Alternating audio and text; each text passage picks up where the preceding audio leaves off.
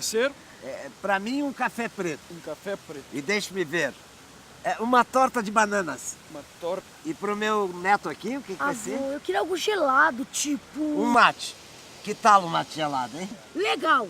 E uma torta de... limão! Ha! Só um segundo, ok? E então, o que você está achando do passeio? Massa, muito massa. E que lugar bacana, hein, vô?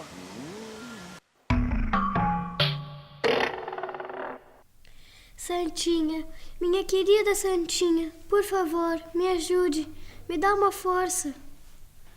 Seja boazinha comigo.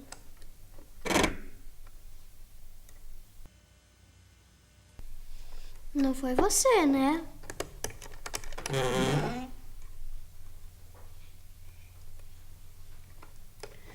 Vamos lá, é só uma moedinha.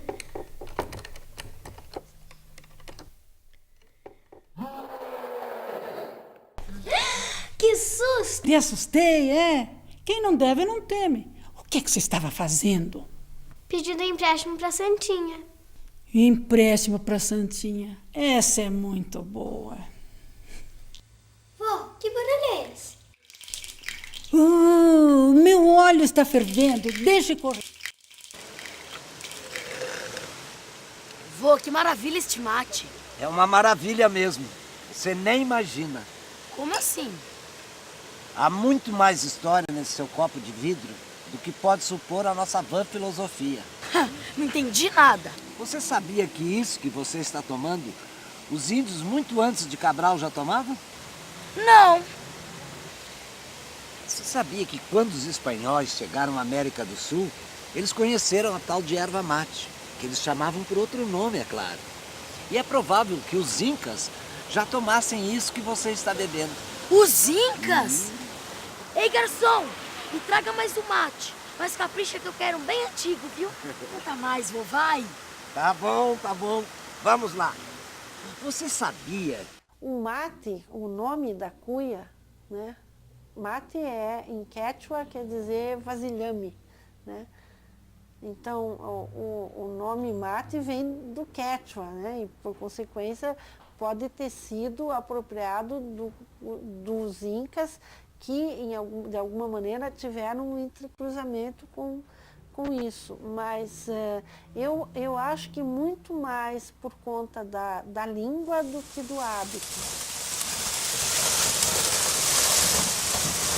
Mas o Paraná terá a primeira menção e primeira indicação para que explorasse essa economia através do ouvidor Pardinho. Quando ele esteve aqui em 1720, ele já disse que vê na erva mate um potencial enorme assim, para o desenvolvimento daquela região, na época então pertencente a São Paulo.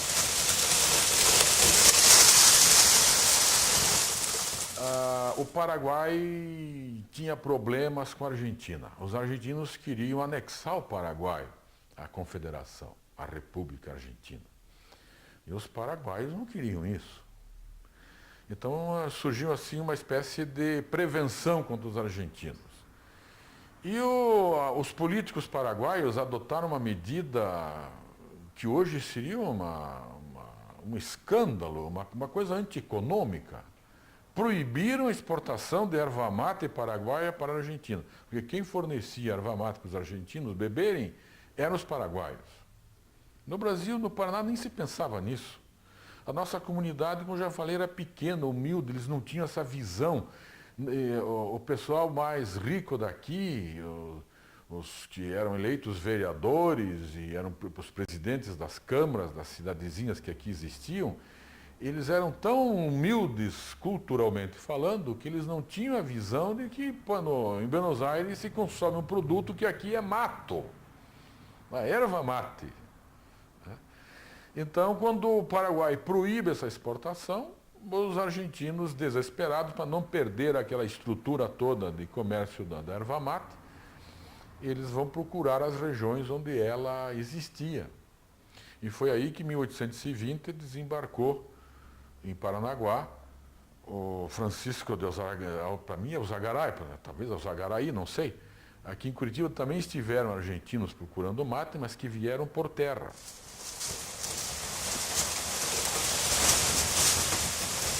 Aí nós temos o mate, ele vem na sequência do período tropeiro. Nós temos o ciclo do tropeirismo, primeiramente, que se desenvolve a partir de 1730. O tropeirismo permite esse transporte, essa economia da venda, da comercialização das mulas. Ele permite que se crie um ciclo muito longo, praticamente quase 200 anos no país. Quer dizer, a erva mate foi transportada durante grande parte do tempo nas costas das mulas, no lombo das mulas. Você sabia que a estrada de ferro Curitiba-Paranaguá, orgulho da engenharia nacional, foi construída para transportar a erva para o porto?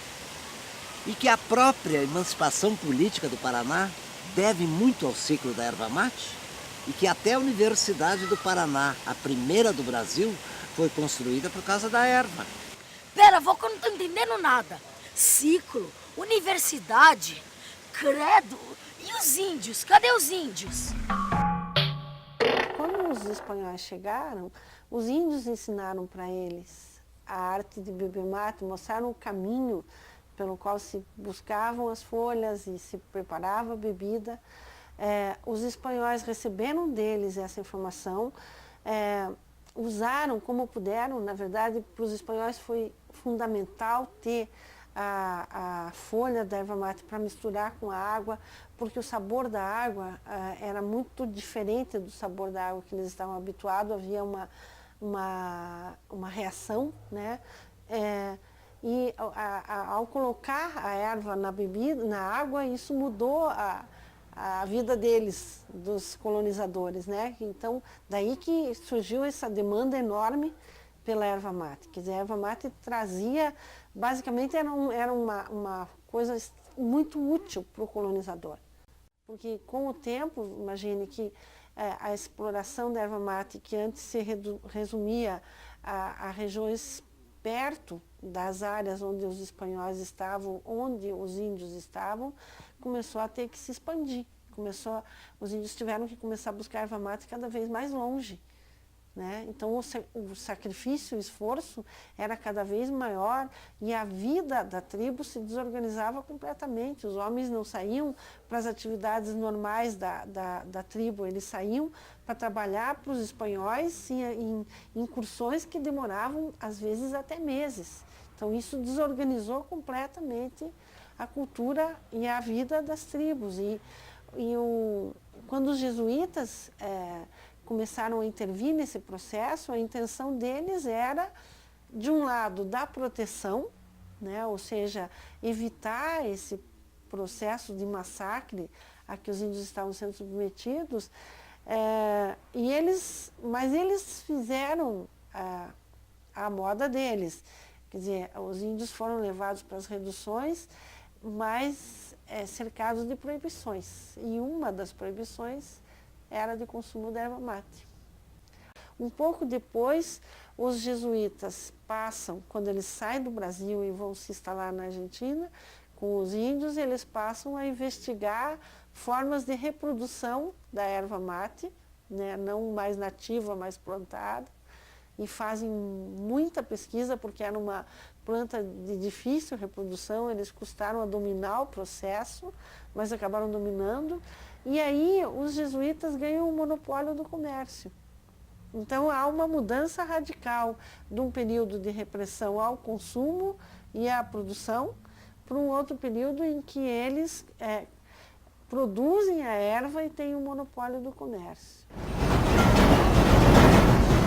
A primeira embalagem da erva mate, no tempo dos jesuítas, onde eles vendiam a erva em Assunção, foi o patuá, um cesto de taquara, à guisa de uma bolsa, com tampa da própria taquara, e revestida da folha da taquara, que eles denominavam taquarova, mas essa embalagem era um tanto vulnerável, porque o transporte era feito em canoas, e aí então passava um tanto de umidade. Como a pecuária já estava desenvolvida no Rio Grande do Sul, então os jesuítas recorreram as peles de boi e fizeram esse aqui uma miniatura de um surrão. Então, o saco de erva mate se denominou surrão. Depois do surrão, então, veio a barrica, feita de aduelas de madeira de pinheiro e protegidas com arcos de timbó. Essa madeira era lascada, era um trabalho totalmente artesanal. Também a barricaria era artesanal e a barricaria se denominava tanoaria. A profissão do barriqueiro era tanoeiro. Foi ele, Alzagalay, que ensinou os curitibanos os segredos da poda, a época propícia, exata para podar, para não perder a árvore, para não secar, o sapeco, a técnica para ensurrar. Como não havia ainda serrarias, não havia indústria madeireira, então a erva mate passou a ser armazenada em surrões, que gado existia nos Campos Gerais. Então muitas vezes se matava o animal para tirar o couro para fazer a mala. Olha, São Paulo para cima só se interessavam em saber como é que está a cotação do café em Nova York, em Londres, em Hamburgo. O pessoal do algodão se preocupava com o algodão, o pessoal do açúcar queria saber como é que está a tonelada do açúcar, se o açúcar vai subir ou vai descer. O próprio Rio Grande economicamente estava ligado com o tropeirismo, com a venda de gado ao Brasil. Estava mais ligado economicamente aos centros nevrálgicos do Brasil, no caso São Paulo e Rio de Janeiro. E o Paraná aparecia como de costas para esse mundo econômico brasileiro, porque ele não produzia café, não produzia açúcar, não produzia algodão. Ele produzia um produto que o prata era o grande mercado consumidor. Então nós nos interessávamos como estava a cotação da erva mate em Buenos Aires, e não como estava o café na Bolsa de Nova York.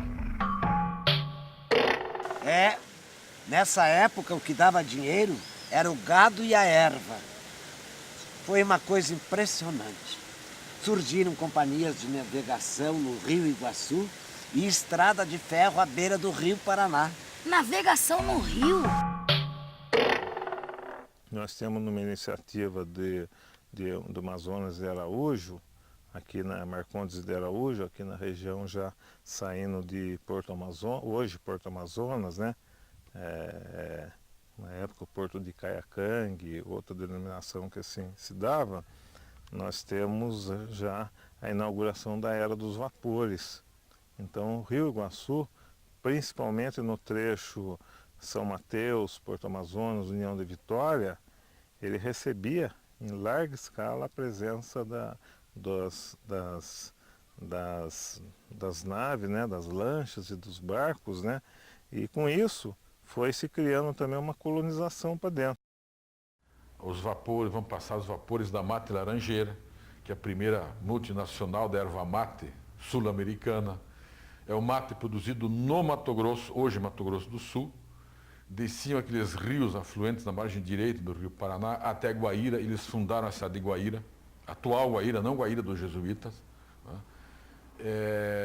Tinha 70 e poucos quilômetros que, para fugir das Sete Quedas, eles construíram uma ferrovia liliputiana, bitola de 60 centímetros, então vagonetes, maquinazinhas pequenas que transportavam aquela erva mate até Porto Mendes. Para escoar a erva mate. A Graciosa foi uma obra já no tempo do Império, no tempo da província do Paraná, foi praticamente o Paraná que construiu a Graciosa. Pouca verba imperial entrou na construção da Graciosa. Os engenhos vieram aqui para Curitiba no final da década de 30 do século passado, 1838, 39 e começo de 1840. E aí que o Curitiba passa então a ter um respiro melhor. Então a erva mate fez com que surgisse um novo embasamento econômico. E a partir desse início da industrialização da erva mate aqui no Planalto Curitibano, o Paraná vai respirar pó de erva mate, o Paraná vai ficar verde de erva mate, só se fala de erva mate, que vai ser a base da nossa economia. No século XIX, o Império resolveu de investir pesado na construção da ferrovia Curitiba-Paranaguá, que começa em 1880, o próprio imperador veio inaugurar, dar início aos trabalhos, 5 anos depois já estava pronta. Uma estrada como essa, com todos esses viadutos, com aço que veio da Inglaterra, com todos esses túneis, com todos aqueles banhados no litoral, ser produzido, ser construído em 5 anos, aquilo foi um verdadeiro milagre. O início foi em 82 do século passado. A navegação do Rio Iguaçu começa em 82. 82. Em 82 surgem as colônias Chapecó e Chupim, colônias militares, no contestado em Santa Catarina. Tudo isso é um contexto. E nesse contexto vem a navegação do Rio Iguaçu, consequentemente quem vai lucrar com o surgimento da navegação vai ser também o comércio da erva mate. Porque daí o Vale do Iguaçu vai ser o grande produtor da erva mate. Vem até Porto Amazonas, em Porto Amazonas a ferrovia pega a erva mate, transporta para os grandes engenhos que já se instalaram aqui em Curitiba e vai para a ferrovia já leva para a exportação. Esta herveira é da variedade Ilex paraguariensis e está com 10 ou 12 anos de plantada aqui nesse local. Porém, a poda foi feita ano passado, então os rebentos estão com 1 ano, menos disso, 10 meses. Só daqui mais 2 anos é que ela terá condições de poda novamente.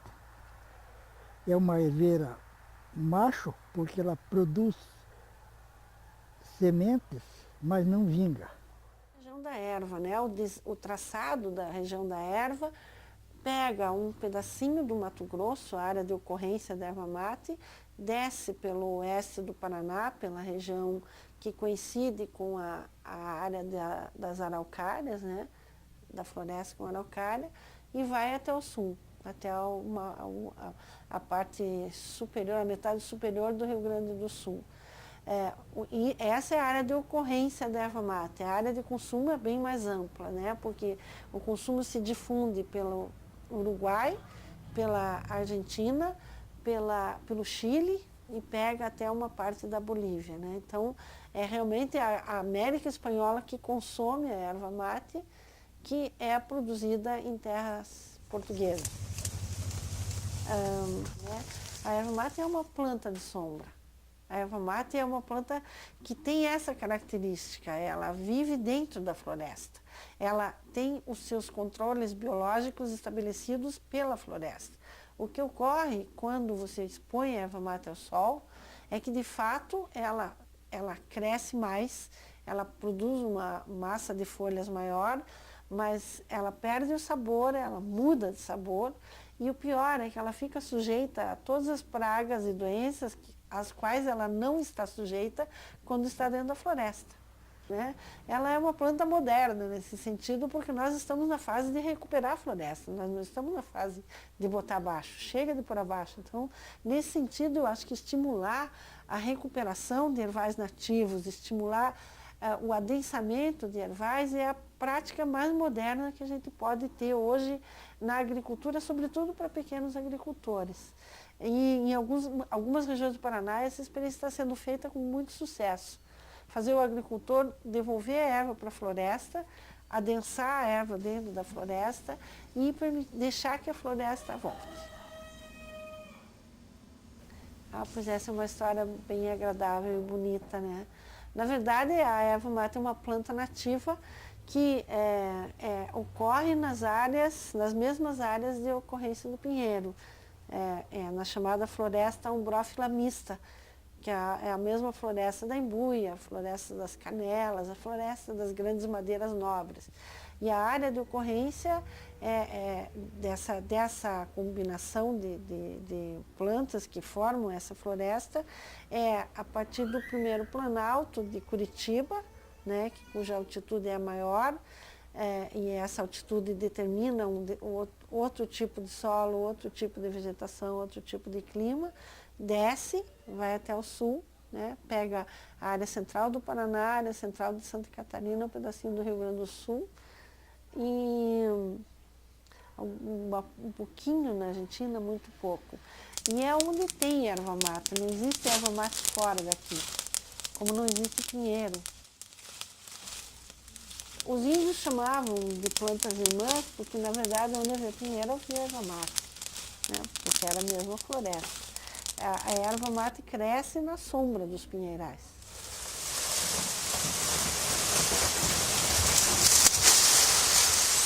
A imigração contribuiu para a mudança da mentalidade. E esta imigração, que veio para trabalhar na lavoura, aqui na região sul do Paraná, ela se adapta perfeitamente na economia da erva mate.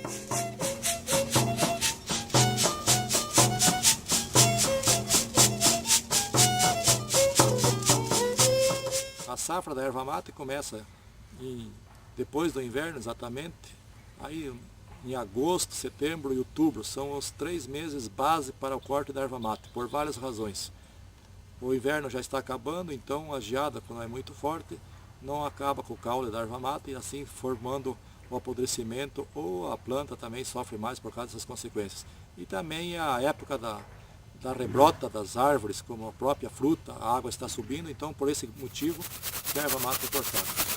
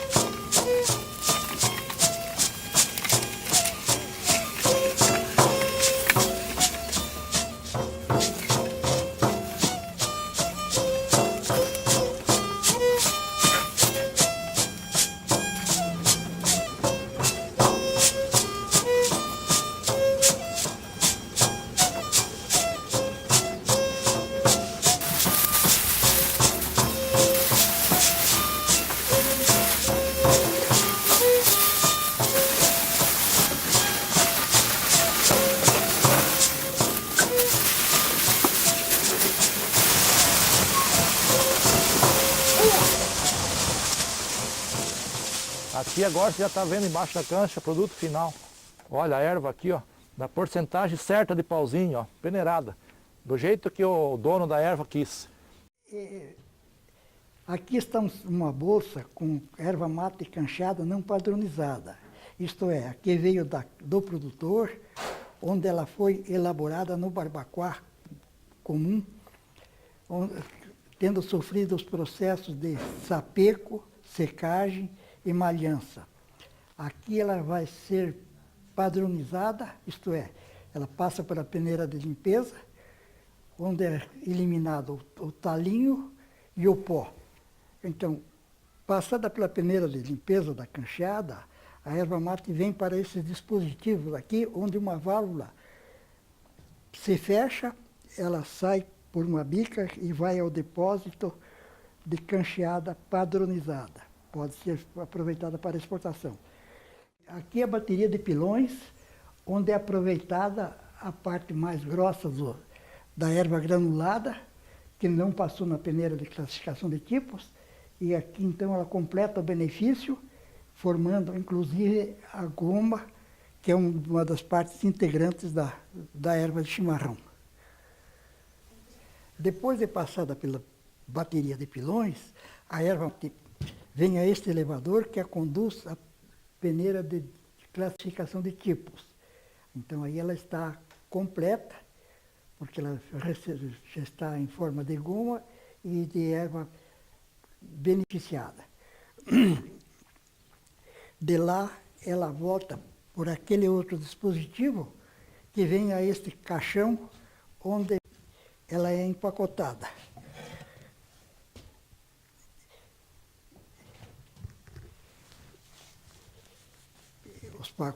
pacotes, a embalagem é essa aqui de 1 quilo. E tem também a embalagem de 500 gramas.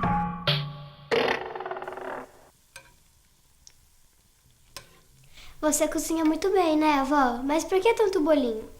Seu avô adora um bolinho da graxa. Bolinho do quê? Da graxa. Vó, a minha mãe chama esse bolinho de bolinho de chuva. É o mesmo bolinho, né? Claro, as coisas têm nomes diferentes em cada lugar. Depende do costume. Por exemplo, você sabe como é que nós chamamos as moscas aqui? Não, não sei. Nós não chamamos, elas vêm sozinhas. Ah, vó. E o que é que tem aqui dentro? Nossa, quanta coisa. São coisas que pertenceram ao seu bisavô e que eu guardei como lembrança. Ah, isso eu sei o que é. É uma cuia de chimarrão. Chimarrão. Eu sei, vó, tô brincando. E isso, o que é? São rótulos antigos da erva mate. Vó, o tio Chico lá de Mato Grosso toma tererê. É a mesma coisa, né? É a mesma coisa.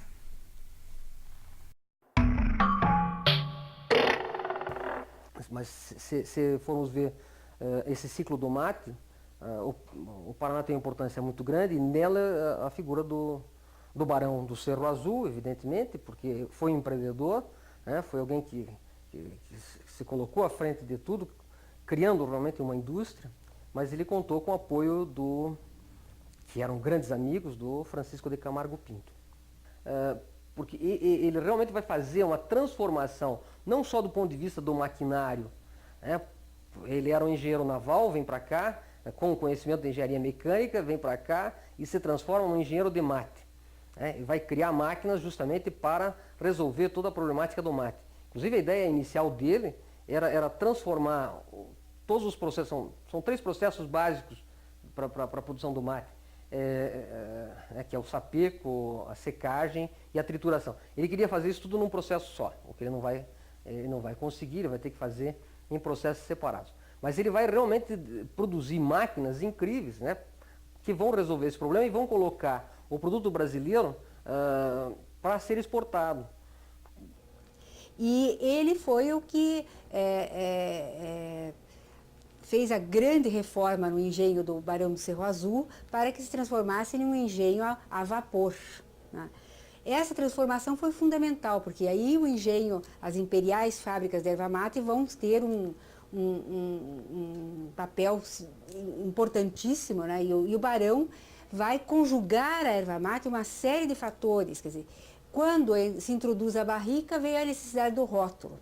Aí ele compra primeiro a litografia paranaense, depois a impressora paranaense, que será a grande produtora dos rótulos, que são um marco na história do design brasileiro. O Barão do Cerro Azul era um pioneiro, né, no afã de promover uma industrialização, ele era audacioso. Antes dele, o André Rebouças tentou fazer um engenho a vapor, né, ele tinha um projeto grande que previa a instalação de uma serraria a vapor e também de um engenho. Tudo isso na época era extremamente ousado, acabou influenciando, produzindo uma elite, né, e influenciando bastante no perfil econômico da região. Eu recordo aqui, simplesmente, há um quadro do Alfredo Andersen, né, que mostra ainda o trabalho rudimentar, né, do sapeco de erva mate. É contra esse sapeco e a secagem ao ar livre, no Carijo ou no Barbacoa, é que o Francisco de Camargo Pinto vai trabalhar, vai tentar inverter a situação. Veja, no começo você fazia a queima inicial da erva, o processo para desidratar superficialmente a erva. Os índios faziam isso num buraco cavado no chão, né? Depois evoluiu para uma fogueira de superfície, onde você passava rapidamente as folhas, aí amontoava essas folhas, levava para o Barbacoa, onde era secado, num estaleiro, aí passava por uma moenda, essa moenda normalmente era movida por cavalos, aí em um pinhão, né, um cilindro que rodava e amassava as folhas. Era uma estrutura extremamente simples, né? Havia um túnel de calor que secava as folhas e essas folhas depois eram passadas por uma moenda circular, onde um moinho de embuia maciça fazia o processo de moagem. Uma das primeiras evoluções disso, que é muito interessante, é que fizeram essa moenda, essa cancha, ela tinha uma base de madeira e aí fizeram furos nessa base. E esses furos faziam com que a erva que já estava triturada do tamanho certo caísse. Então já havia um processo de seleção através dessa cancha furada, né? Aí já caía lá embaixo, em muitos lugares já haviam recipientes para pegar a erva já selecionada por tamanho. Bom, daí passa para a fase de engenho, onde ela passa por um novo processo de seleção por tamanho e empacotada, né?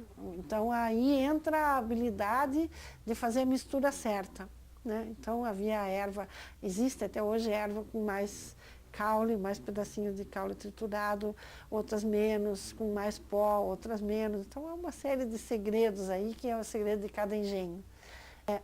Todas essas fases, né, foram substituídas. Quer dizer, hoje a erva pode sair do erval e vai passar, sem passar pelo processo de queima primeira, ela já pode esse processo de queima pode ser feito no próprio engenho e daí ela já entra numa máquina e perde o encanto, né? Mas é eficiente no sentido de ter um bom resultado em termos de produção, né?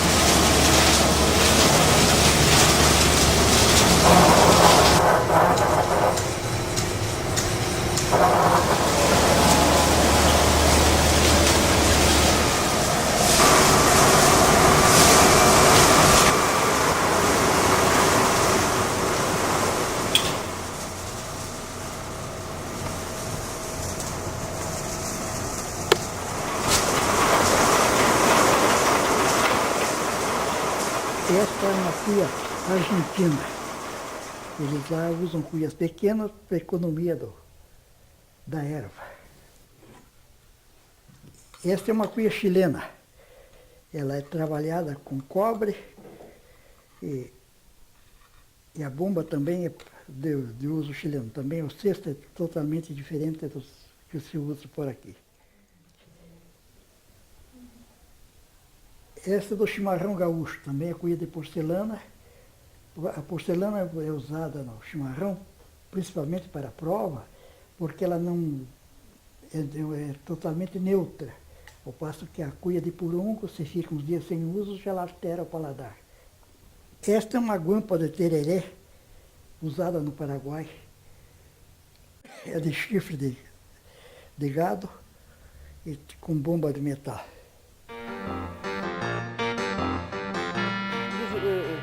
Quando você vai pesquisar a necessidade do design ou não, o design tem que surgir como uma necessidade. Se ele é imposto, ele não vai ter o seu menor sentido. Nós temos que chegar em que momento começa a industrialização, né? Em que momento nós teríamos a nossa revolução industrial.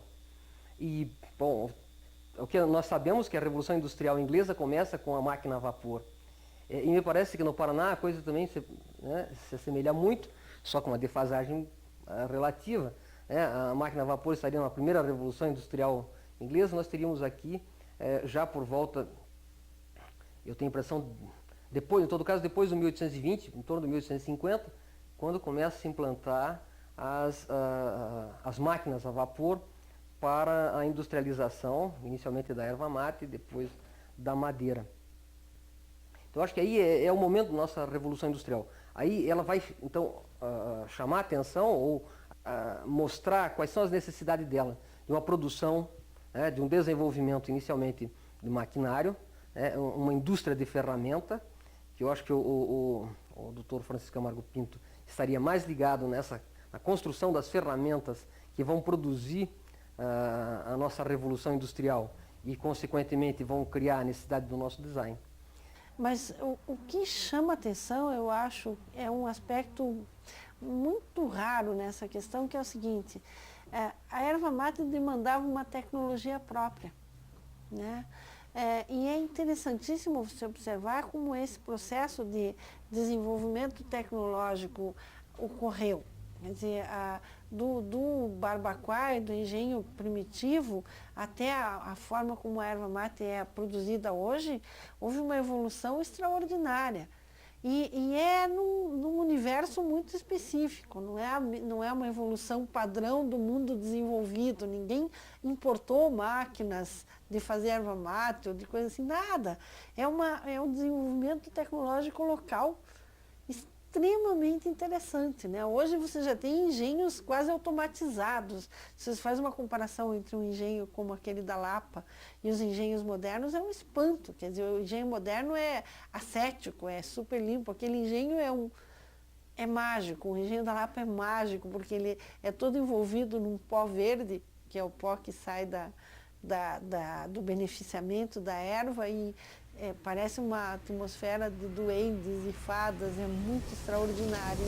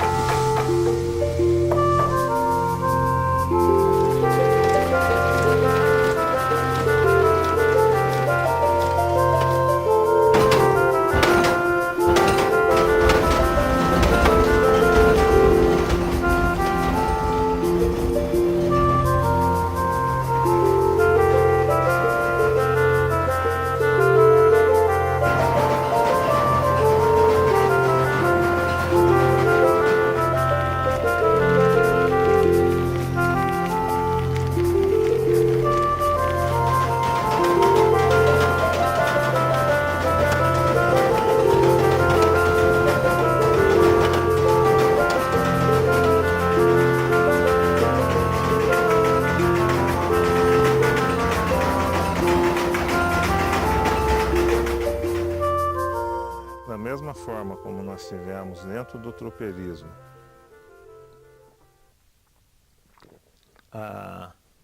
aquela burguesia que foram os barões tropeiros, os coronéis da Guarda Nacional, os tenentes, pessoas que recebiam aquelas denominações de títulos titulares, né, simbólicos, o mate também criou toda uma hierarquia muito rica, os barões do mate, né?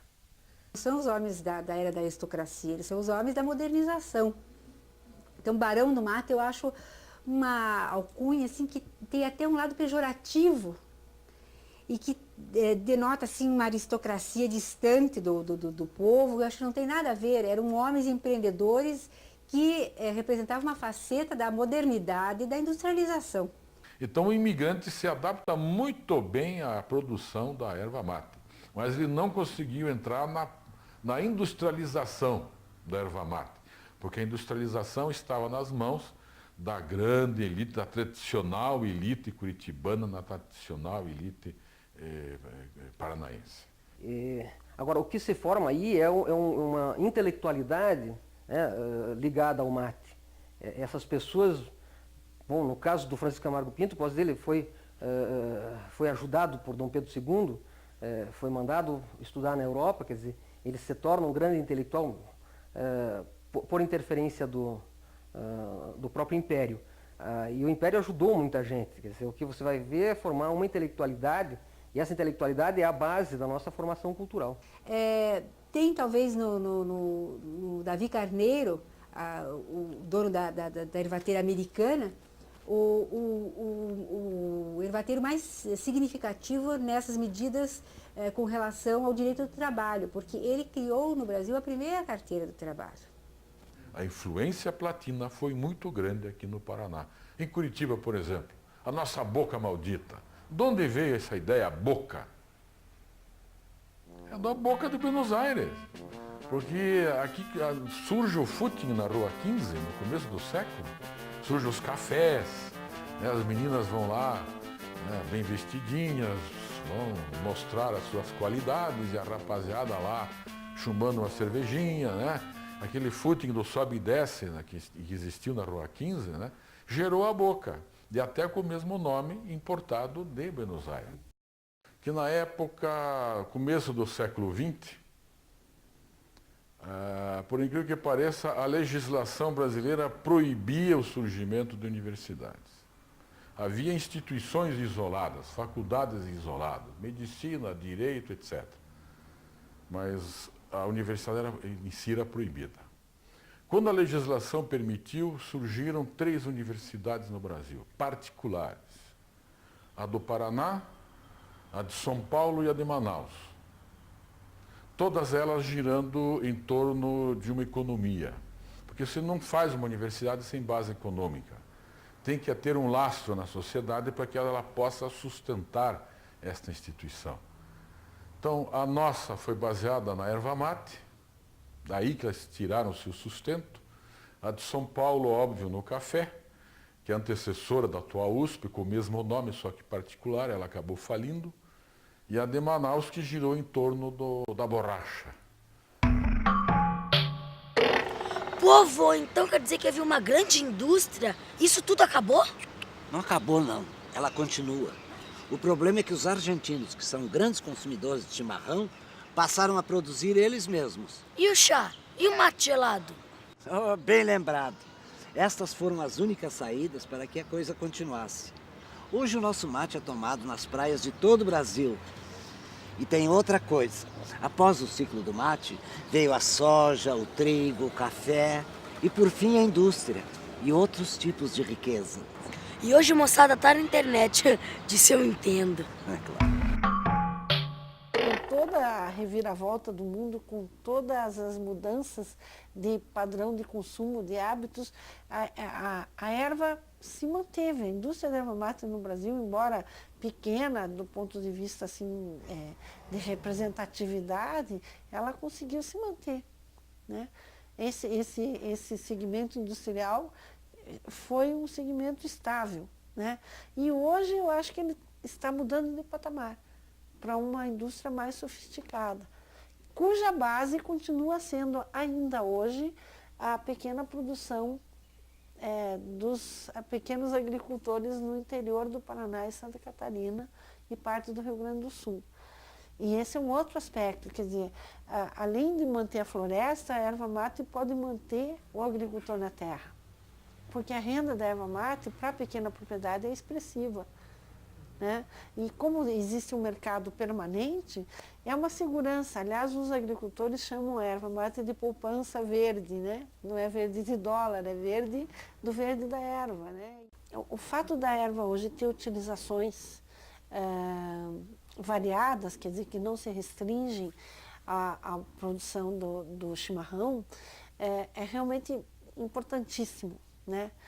No sentido de que você pode estimular uma produção muito maior, porque você vai ter um consumo dirigido à fabricação de chás, em geral, que já existe um consumidor que foge do âmbito regional. Acho que isso é um aspecto importante. Enquanto a erva chimarrão não emplacou no resto do país, né? Ainda para o resto do país, nós, os tomadores de chimarrão, somos estranhos, né?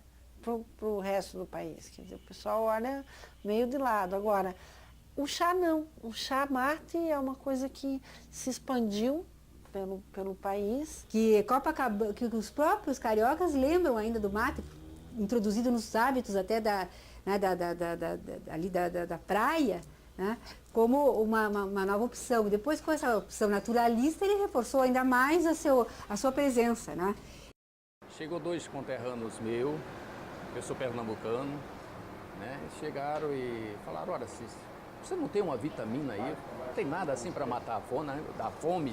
A gente estamos com fome. Eu falei, olha, vitamina eu não tenho, eu só tenho mate. Só o mate puro e mais nada. Eu falei, mas vamos fazer o seguinte, vai aqui ao lado e me compra umas frutas e uma latinha de leite, que era o leite ninho.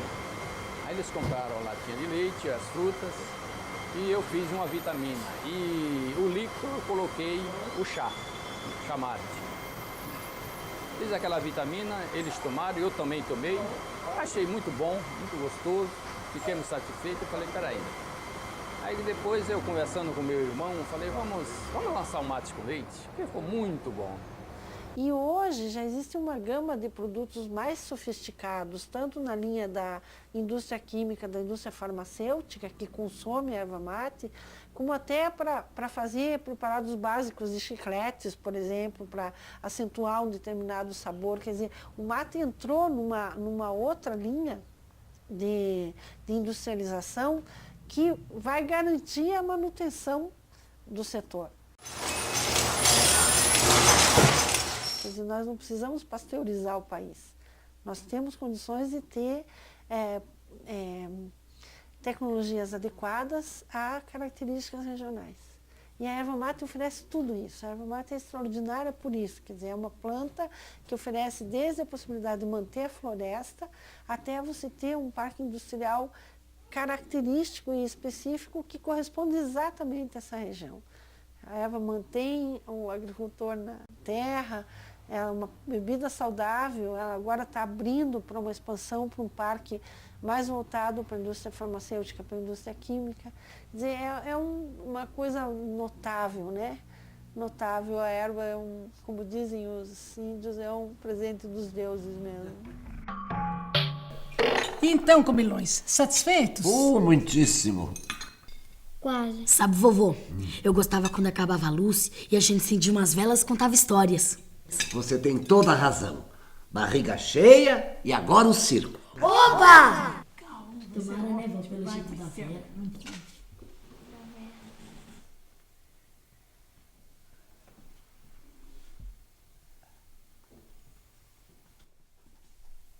Há muito, mas há muito tempo atrás, haviam duas índias lindíssimas, Iaci e Araí. Queridas de todos os povos, eram consideradas deusas, as próprias filhas de Tupã. Iguaraté, a onça feroz, tinha um ciúme da beleza das moças e vivia à espera de uma chance para atacá-las. Numa noite de lua cheia, em que as duas foram banhar-se no rio, ela atacou. Encurralou as duas contra a parede de pedra.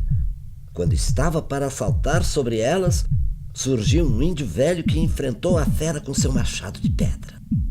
Passaram horas lutando, até que a onça fugiu. O índio, esgotado pelo esforço, caiu num sono profundo. As moças, vendo a bravura do guerreiro, fizeram surgir da terra uma árvore. Com as folhas fizeram uma bebida mágica, com poderes de curar sofrimentos, renovar as forças e restituir a juventude. Deram-na ao índio enquanto este dormia. Ao amanhecer, o índio velho era um jovem guerreiro, renovado pelos poderes da natureza. Ele tratou de espalhar as sementes dessa árvore ao vento. E em seguida passou a ensinar o seu povo o uso da erva mate. Valeu, vô!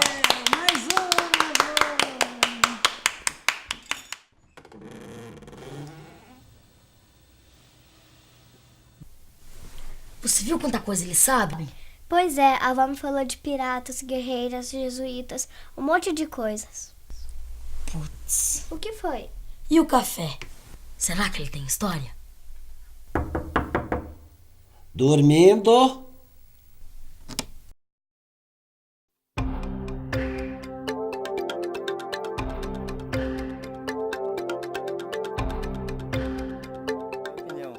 Porque é essa Coca-Cola que é tão famosa, que todo mundo aprecia, e eu acho que ninguém conhece mesmo a fórmula. E essa aqui é uma bebida que até para a nossa saúde, né? Então... Valeu!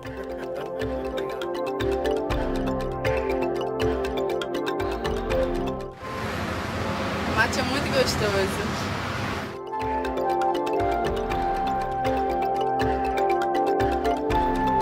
drunk something a little bit similar to this in Japan, but it's not as good as this. This is the best.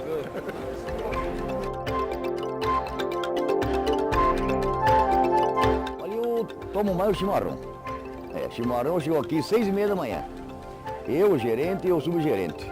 Ficamos nós três tomando chimarrão lá no gabinete dele lá até 8 horas. Daí pegamos o trabalho. Chimarrão. Chá não sou muito chegado no chá. Mas é nós temos dizer no verão, né? No verão sim. No verão toma mais que é o matinho gelado, né? Eu acho que é uma bebida ó, que todo mundo, se não experimentou, deve experimentar.